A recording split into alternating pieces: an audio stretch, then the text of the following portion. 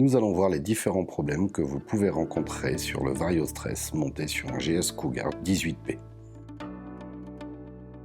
Commencez par déposer le carter gauche afin d'accéder aux éléments qui composent le système NoStress. Les éléments qui composent ce système sont le boîtier VarioStress avec ses 3 plages de déclenchement, le boîtier électrique pour arrêter et remettre en route l'ameneur, qui va commander l'électrovan pour arrêter hydrauliquement l'avancement de la marche avant. Le capteur de rotation qui permet d'indiquer la vitesse au boîtier VarioStress. Nous avons aussi un limiteur de débit qui varie la vitesse de l'ameneur. Sur le GS Cougar 18P, quand le moteur thermique tourne au ralenti, nous avons de la marche arrière, mais pas de marche avant, car le rotor ne tourne pas. Nous avons une indication rotation 0 sur le boîtier VarioStress. Accélérez légèrement le moteur et embrayez progressivement le rotor. Le capteur de rotation enverra le signal au boîtier VarioStress qui, lui, indiquera une vitesse de rotation. Celle-ci n'est pas assez élevée pour actionner la marche avant. Accélérez le moteur à son régime maximum. Une fois le régime atteint, vous pouvez contrôler la marche avant.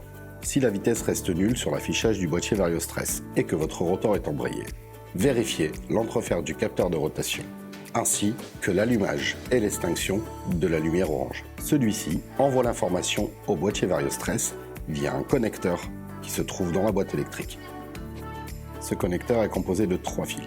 Un bleu qui est la masse du capteur, un positif qui est le marron, et un fil noir qui est le fil d'information. Ce fil noir est branché avec le VarioStress.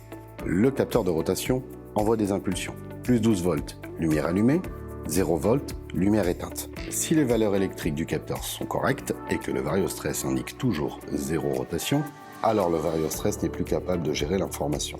Nous avons retrouvé une vitesse de rotation normale sur le boîtier VarioStress, mais nous n'avons toujours pas de marche avant. Contrôlez l'alimentation de sortie du VarioStress sur le fin fil orange, plus 12 volts au régime maximum. Ce fil orange va alimenter l'électrovan, mais pas directement.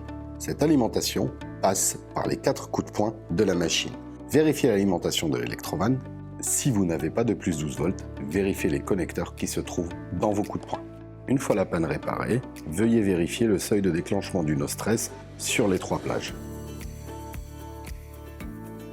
Pour finir, remontez les différents éléments de la machine.